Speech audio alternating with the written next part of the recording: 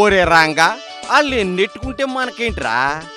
వీళ్ళెట్టింది వాళ్ళకెళ్ళద్ది, వాళ్ళెట్టింది వీళ్ళకొత్తది, మధ్యలో మనకేటూరుకుద్దిరా. ఓరే రంగా అట్ట కాదు గాని వన్నంలో ఏం పెడుతున్నారో సేపరా. ఊరంతా భోజనాలు పెడతారా.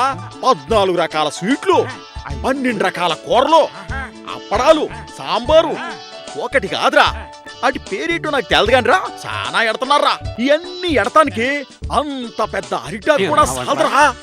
అందుకోసమనే ఆకులు, పెద్ద పెద్ద ఆకులు కోయిస్తున్నారు. ఏంటి అంత పెద్ద ఆకులు కూడా సరిపోవా? నిజంగా అన్ని ఎడతారంటావా?